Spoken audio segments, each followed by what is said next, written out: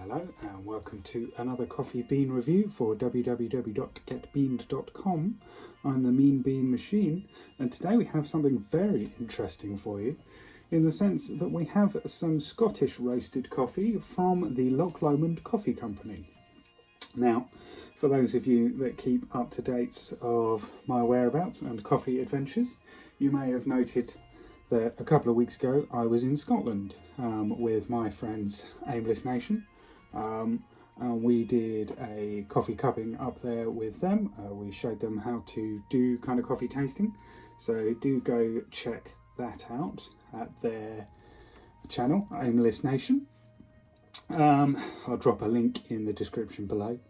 But whilst I was up there in sunny old Scotland, we got out and about and we discovered the St Mocha coffee shop on the banks of Loch Lomond, who sell Loch Lomond coffee. So that's coffee roasted in, now I'm going to try and pronounce this, Balmaha or Balmaha. I apologise to any Scottish people who do know how to pronounce that. I've only read it, but it's roasted in this area of Scotland on the banks of Loch Lomond. So it's Scottish roasted coffee, although this St Mocha blend is actually Colombian and Brazilian coffee. So it's a blend that's then obviously kind of flown to the UK and roasted in Scotland. So yeah, we found this lovely little coffee shop kind of right by the national park, and if it's sunny, which it was, it's a lovely little spot. So if you are in that kind of region, do go check it out. So I had a kind of an iced coffee on the day of this St Mocha blend. I've not had it as a kind of warm drink, so we'll give it a go as an espresso shot, do the usual with the oat milk and latte it up. So yeah, this bag of 250 grams unground coffee was $7.45, which is a little bit on the pricey side. Even in London, I'd be like, well, like between £7 and £9 is what I'm spending. But really, you know, £7 is still a bit steep for me, because you know you're now competing with supermarkets where they're aiming at the £5 bag. I appreciate independents can't compete with that, but $7.45, you know, suddenly you're squeaking into that's a lot of money. However, with their branding, as you can see, they've got the kind of red squirrel and coffee bean branding, and 50p of what you pay, as it says on the back of the packet, donation of 50 pence from each sale to support red squirrel conservation. And it's, you know, it claims to be ethically sourced coffee, blah blah blah blah blah. So I don't mind paying that, you know, going to good causes and whatnot. For those of you who don't know, over here in Britain, the red squirrel is the native squirrel to us, and it's kind of become a bit, I don't know if it is technically endangered, but it's basically it's lost territory and ground to the larger non-native grey squirrel. So Scotland is now the only place left in the country, or parts of Scotland, where red squirrels kind of exist. So they're doing a lot to kind of help preserve them. So buying this coffee, you know, a little bit goes towards that. So yeah, let's give this a taste. I think that's kind of all of the talking points I've covered. Alright, now what is interesting is no tasting notes.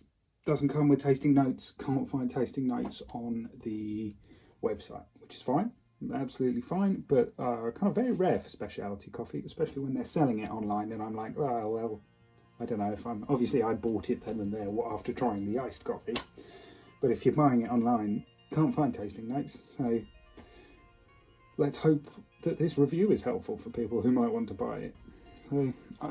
So when I did open the bag, it's got a wonderful kind of, I want to say a grainy smell. That's not quite correct, but there's a richness and a texture to the smell that's fantastic. It's not super strong, but you open it up and you go, oh, there's almost a woodiness to it. Yeah, like kind of wood shavings. There's a fantastic kind of real, you know, evocative smell that you can't quite pinpoint what it is, but it's something. So that is something that's really enjoyable about it. We'll give the kind of espresso shot a go.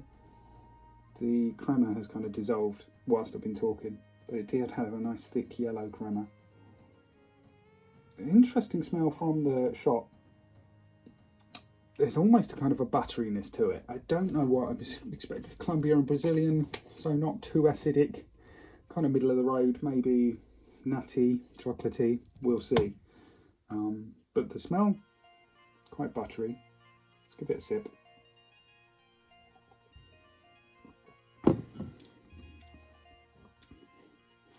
Ooh. Ooh, there's a darkness to it. There's nothing, it's not kind of overwhelming. You're not going, oh, that's really dark coffee. It's not bitter, but there's a slight hint of fruitiness. It's almost like there's a heaviness to it, like you're drinking kind of a heavy liqueur. But obviously without that kind of burning sensation at the back of your throat. Yeah, I'm just trying to pinpoint it. I'd maybe say there's like a berry fruitiness to it, but it's a very dark and heavy and rich, or not that rich actually. It's kind of, there's a darkness to it and a heaviness to it, but not kind of overpoweringly so. I think you kind of get the sensation of, oh, that tastes like coffee, and then suddenly you're like, but it's not. It doesn't boldly go in one direction or the other, and I don't mean that as a negative by any means, but it's quite dense, and as a black coffee I quite like that because it doesn't kind of, it's not a heavy sit in your stomach, oh, I've had kind of a really lot of coffee. It's quite a nice kind of, you know you're drinking coffee, but it's not sitting there uncomfortably. It's quite pleasant, and realistically I guess it's quite mild, but the taste suggests a strength that is not there. We'll add some milk, oat milk, see how it turns out as a latte, and come back to you with some more thoughts in a second. Whack in some oat milk, lovely kind of honey colour, a bit darker than maybe some others. Not the greatest pour, but you've got a decent amount of head there. So we'll give it a go with the oat milk. One thing I've been asked to do with my videos is to mention the brewing method. So all of my coffees, unless otherwise stated, I use a double shot espresso from the DeLonghi EC680R machine. It's now very old and beaten up and a bit outdated. I don't even think you can get it now. I think you get a slightly more updated modern one, but that's what I'm using unless otherwise stated or shown in the video. So we'll give this a sip as a milky drink.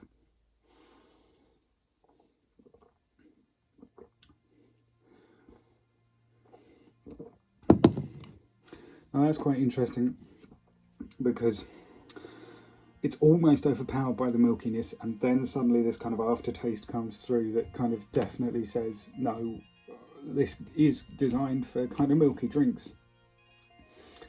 You know, this taste is not going away or being faded by it, it just kind of sits underneath it. I'm still really struggling to kind of pinpoint it. There it comes out a bit more richer and nuttier, as I kind of thought it may do.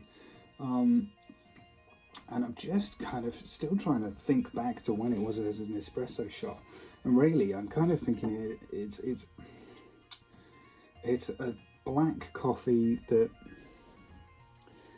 is for those who don't like anything too heavy, that you want the taste of a good rich roast but don't want it to be too heavy.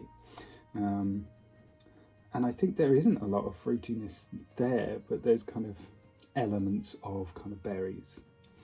That kind of slightly rich, slightly sweet, but it's not really overly sweet at all in the grand scheme of things.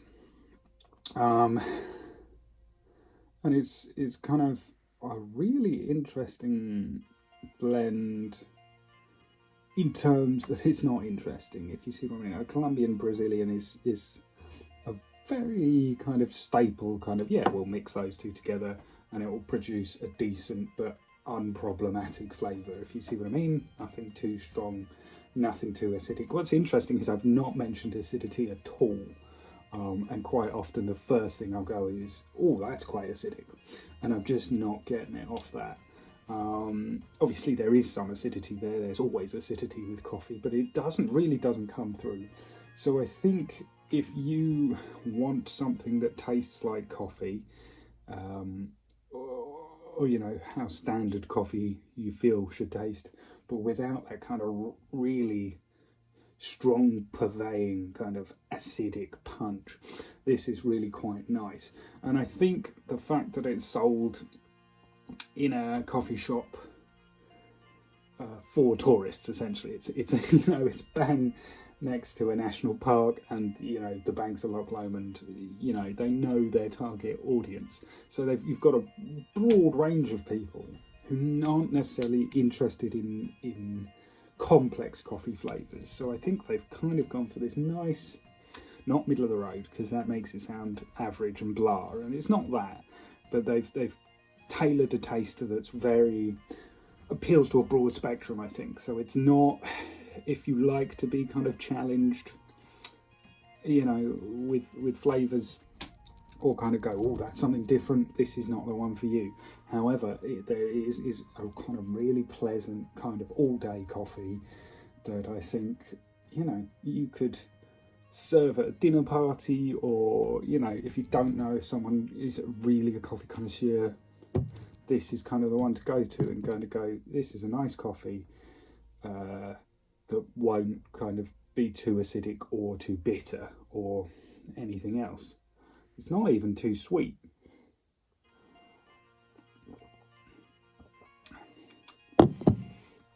Darkness, there is still kind of a hint of darkness in that aftertaste, a hint of something that could have been almost.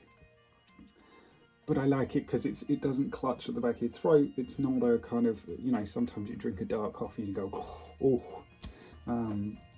it doesn't catch you out like that. So yeah, it's a really kind of lovely, you know, mid-range coffee is perhaps what I'd say. $7.45. You can get it from Loch Lomond's Coffee's website, as well as the St Mocha coffee shop if you're in the area. But yeah, $7.45, 50p goes to Red Squirrel Conservation. Really nice coffee.